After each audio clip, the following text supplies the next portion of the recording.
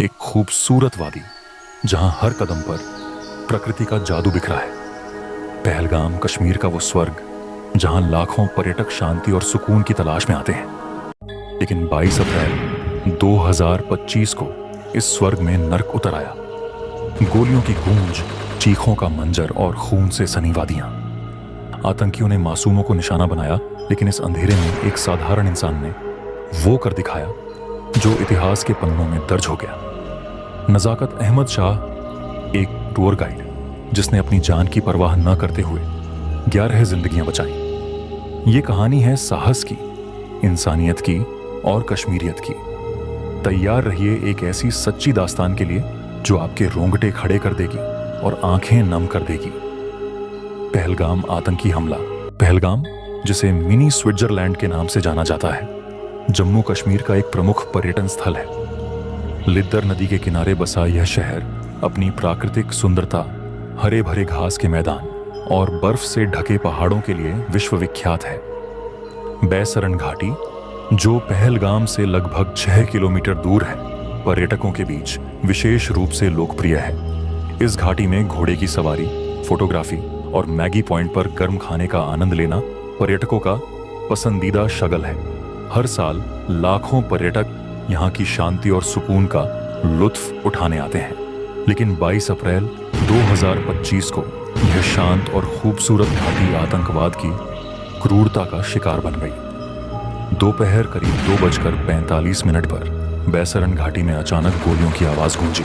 लश्कर-ए-तैयबा के सहयोगी संगठन द रेजिस्टेंस फ्रंट TRF से जुड़े 6 आतंकवादियों ने इस हमले को अंजाम दिया।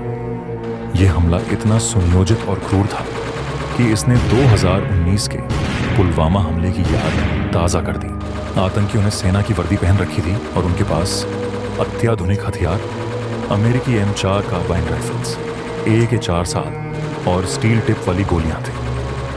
उन्होंने पर्यटकों को उनकी धार्मिक पहचान के आधार पर निशाना बनाया और अंधाधुंध गोलीबारी शुरू कर दी। हमले में 26 लोग मारे गए, जिनमें ज्यादातर पर्यटक थे, और 17 से अधिक लोग घायल हुए।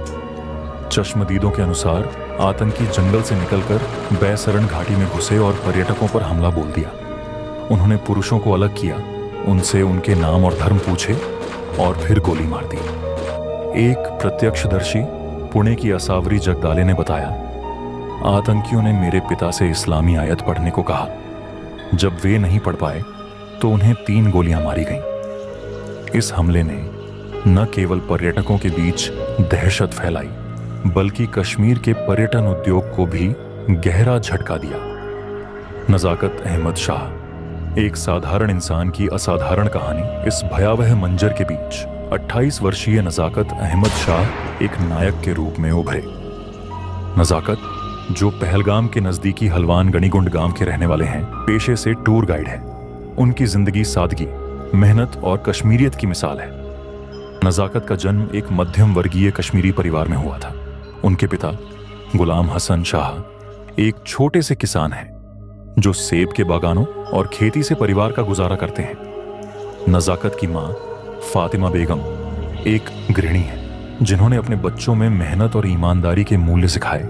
नजाकत 4 भाई बहनों में सबसे बड़े हैं। उनकी 2 छोटी बहनें नुसरत और शबनम और एक छोटा भाई तारिक है। नजाकत ने अपनी स्कूली शिक्षा हल्वान गणिगुंड के सरकारी स्कूल से पूरी की, लेकिन आर्थिक तंगी के कारण कॉलेज की पढ़ाई पूरी नहीं कर सके। इसके बावजूद उन्होंने अपनी मेहनत और लगन से पर्यटन उद्योग में अपनी जगह बनाई। नजाकत को बचपन से ही पहलगाम की वादियों से प्यार था। वे अक्सर पर्यटकों को घाटी की खूबसूरती दिखाने में अपने पिता की मदद करते थे। सर्दियों में जब कश्मीर में पर्यटन का मौसम थम जाता है, नजाकत छत्तीसगढ़ के गांवों और शहरों में कश्मीरी शॉल, कालीन और हस्तशिल्प बेचने जाते हैं। पिछले 5 सालों से वे हर साल 3 महीने छत्तीसगढ़ के मनेंद्रगढ़ चिरमिरी भरतपुर जिले में बिताते हैं। यहाँ उनकी मुलाकात अरविंद अग्रवाल, कुलदीप स्थापक, शिवांश जैन और हैप्पी वधावन जैसे लोगों से हुई।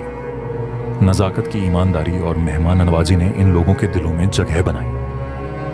अरविंद, जो छत्तीसगढ़ भाजपा युवा विंग के कार्यकर्ता हैं, ने बताया, नज़ाकत की सादगी और आतिथ्य ने हमें कश्मीर आने के लिए प्रेरित किया। उन्होंने हमें अपने परिवार की तरह ट्रीट किया।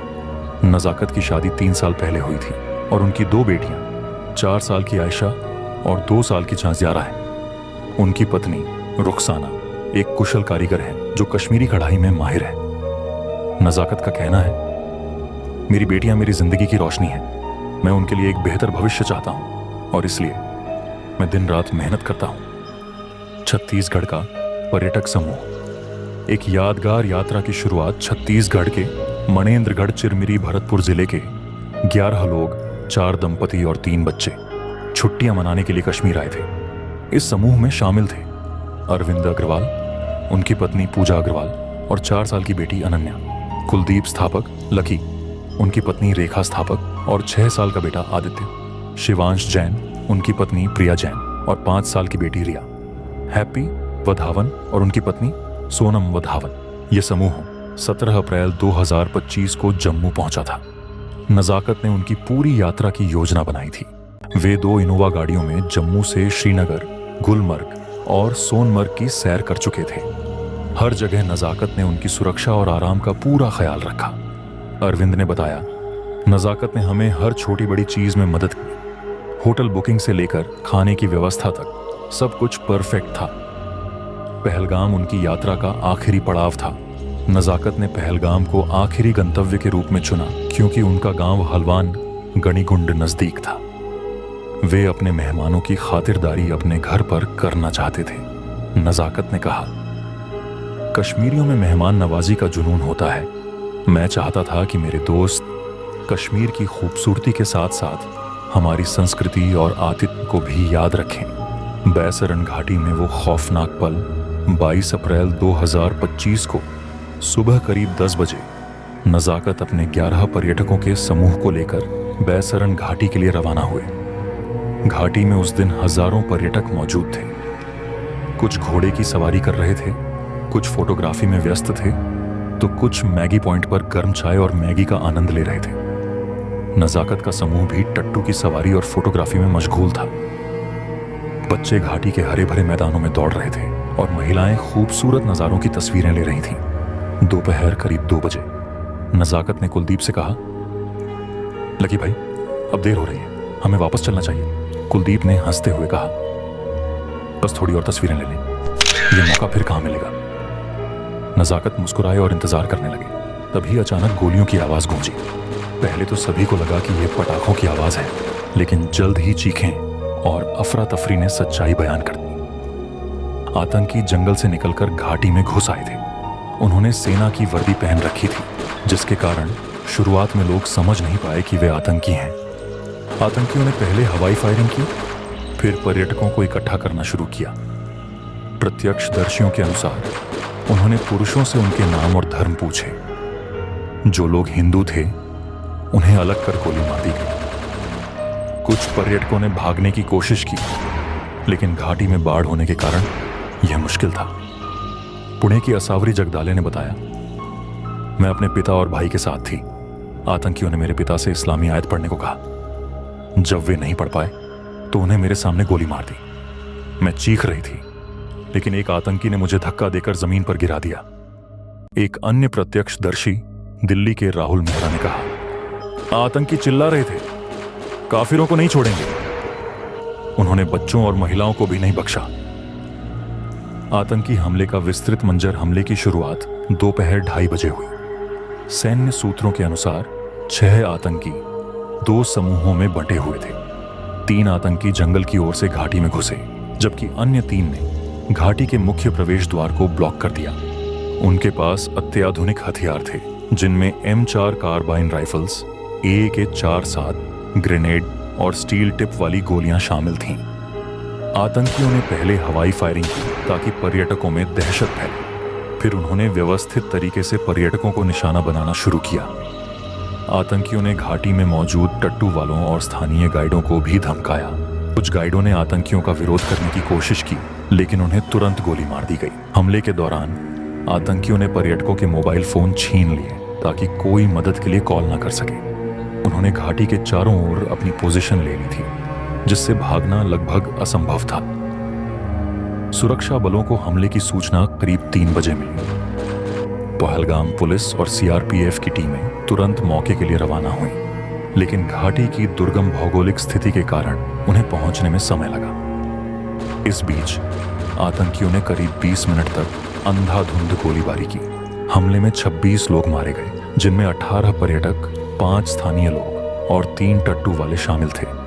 17 लोग घायल हुए, जिनमें से कई की हालत गंभीर थी। हमले के बाद आतंकी जंगल की ओर भाग गए। सेना और पुलिस ने इलाके की घेराबंदी की और सर्च ऑपरेशन शुरू किया। 2 आतंकियों को 24 घंटे के भीतर मार गिराया गया, लेकिन बाकी 4 फरार हो गए। एनआईए ने जांच शुरू की और प्रारंभिक रिपोर्ट में पाकिस्तान समर्थित आतंकी संगठन टीआरएफ की संलिप्तता की पुष्टि हुई। नजाकत की वीरता।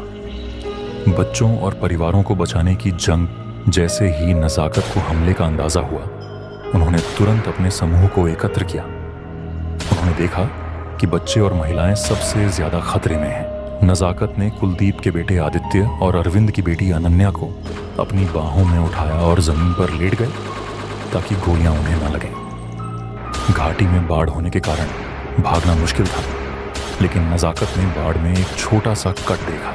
उन्होंने बच्चों को उस कट से बाहर निकाला और एक पेड़ के पीछे छिपा दिया। नजाकत ने बताया, मैंने बच्चों को सीने से लगाया था ताकि अगर गोली लगे तो मुझे लगे, लेकिन बच्चों को कुछ ना हो। मेरी भी 2 बेटियां हैं और मैं नहीं चाहता था कि किसी और का बच्चा खतरे में पड़े। बच्चों को सुरक्षित स्थान पर पहुंचाने के बाद नजाकत फिर से घाटी में लौटे, क्योंकि समूह के कुछ सदस्य पीछे रह गए थे। उन्होंने पूजा अग्रवाल और रेखा स्थापक को एक झाड़ी के पीछे छिपाया और उन्हें इंतजार करने को कहा। फिर वे अरविंद और कुलदीप को ढूंढने गए, जो गोलियों से बचने के लिए एक चट्टान के पीछे छिपे थे। नजाकत ने एक एक करके सभी 11 पर्यटकों को सुरक्षित पहलगाम पहुंचाया। इस दौरान उन्होंने अपनी जान की परवाह नहीं की और केवल अपने मेहमानों की सुरक्षा पर ध्यान केंद्रित किया। अरविंद ने बताया, जब गोलीबारी शुरू हुई, मैं अपनी पत्नी और बेटी से थोड़ी दूरी पर था। नजाकत ने मेरी बेटी और दोस्त के बच्चे को गले लगाकर बचाया और फिर मेरी पत्नी को सुरक्षित निकाला। 1 घंटे तक मुझे नहीं पता था कि मेरा परिवार सुरक्षित है या नहीं। बाद में अस्पताल में मैंने उन्हें देखा। आदिल हुसैन की शहादत। एक और नायक की कहानी, नजाकत की वीरता की कहानी जहां प्रेरणादायक है, वहीं ये त्रासदी भी अपने साथ एक गहरा दुख लाई। इस हमले में नजाकत के चचेरे भाई सैयद आदिल हुसैन शाह की जान चली गई। आदिल, जो पर्यटकों को घोड़े पर सैर कराने का काम करते थे, ने भी हमले के दौरान वीरता दिखाई। प्रत्यक्षदर्शियों के अनुसार आदिल ने आतंकियों का सामना करने की कोशिश की और उनकी बंदूक छीनने का प्रयास किया, लेकिन आतंकियों ने उन्हें गोली मार दी। नजाकत ने बताया, मेरे भाई आदिल ने भी पर्यटकों को बचाने की कोशिश की, लेकिन वह शहीद हो गए। मैं उनके जनाजे में शामिल नहीं हो सका क्योंकि मेरी प्राथमिकता अपने पर्यटकों को श्रीनगर सुरक्षित पहुंचाना था। आदिल की शहादत ने नजाकत के लिए इस घटना को और भी दर्दनाक बना दिया, लेकिन उन्होंने अपने कर्तव्य को प्राथमिकता दी। कश्मीरियत की मिसाल, स्थानीय लोगों का योगदान। नजाकत अकेले नहीं थे जिन्होंने इस हमले के दौरान मानवता की मिसाल पेश की। हमले के बाद स्थानीय लोगों ने पर्यटकों की हर संभव मदद की। होटलों ने मुफ्त में ठहरने की व्यवस्था की। टैक्सी चालकों ने बिना किराया लिए पर्यटकों को सुरक्षित स्थान तक पहुंचाया और स्थानीय निवासियों ने घायलों को टट्ठुओं पर लादकर पहलगाम तक ले गए। एक स्थानीय निवासी मोहम्मद यूसुफ ने बताया, हमारे लिए पर्यटक मेहमान हैं। हमले के बाद हमने अपनी पूरी ताकत लगा दी ताकि कोई और नुकसान ना हो। एक एक्स पोस्ट में एनडीटीवी इंडिया ने लिखा, पहलगाम आतंकी हमले के अंधेरे में इंसानियत की रोशनी, कश्मीरियों ने ऐसे बचाई पर्यटकों की जान। यह कश्मीरियत का वह चेहरा था जो आतंकवाद के खौफ के बीच भी चमक रहा था। हमले का व्यापक प्रभाव। पहलगाम हमले ने कश्मीर के पर्यटन उद्योग पर गहरा असर डाला। हमले के बाद कई पर्यटकों ने अपनी बुकिंग रद्द कर दी और होटल व विमान किराए में भारी गिरावट देखी गई। कश्मीर, जो हाल के वर्षों में पर्यटकों के लिए सुरक्षित और लोकप्रिय गंतव्य बन रहा था, एक बार फिर दहशत की छाया में आ गया। राजनीतिक स्तर पर इस हमले ने भारत और पाकिस्तान के बीच तनाव को और बढ़ा दिया। भारत ने हमले के लिए पाकिस्तान को जिम्मेदार ठहराया। नजाकत की प्रेरणा और भविष्य नज़ाकत की कहानी न केवल वीरता की मिसाल है बल्कि यह भी दिखाती है कि आतंकवाद के खिलाफ मानवता और एकता सबसे बड़ा हथियार है। नज़ाकत ने कहा, पर्यटन कश्मीर की लाइफलाइन है। इस हमले ने हमारे दिल पर चोट की है, लेकिन हम फिर से पर्यटकों का स्वागत करेंगे। उनकी इस बहादुरी को देश भर में सराहा गया। छत्तीसगढ़ के अरविंद अग्रवाल ने कहा, नज़ाकत ने मेरे परिवार को बचाकर कश्मीरियत का असली चेहरा दिखाया। वह हमारे लिए फरिश्ता है। नज़ाकत को स्थानीय प्रशासन और छत्तीसगढ़ सरकार की ओर से सम्मानित करने की घोषणा भी की गई। पहलगाम आतंकी हमला एक ऐसी त्रासदी थी जिसने कश्मीर की खूबसूरत वादियों को खून से रंग दिया, लेकिन इस अंधेरे में नज़ाकत, अहमद शाह और उनके जैसे अन्य कश्मीरियों ने इंसानियत की मशाल जलाए रखी। नज़ाकत की कहानी हमें सिखाती है कि विपत्ति के समय साहस, एकता और मानवता ही वह ताकत है जो हर मुश्किल को पार कर सकती है। उनकी वीरता न केवल छत्तीसगढ़ के 11 पर्यटकों के लिए बल्कि पूरे देश के लिए एक प्रेरणा है। ये थी एक सच्चे मुसलमान और जांबाज देशभक्त नज़ाकत अहमद शाह की बहादुरी की दास्तान। अगर यह दास्तान आपके दिल को छू गई हो तो इसे लाइक और शेयर जरूर करें और हमारे चैनल को सब्सक्राइब करना ना भूलें।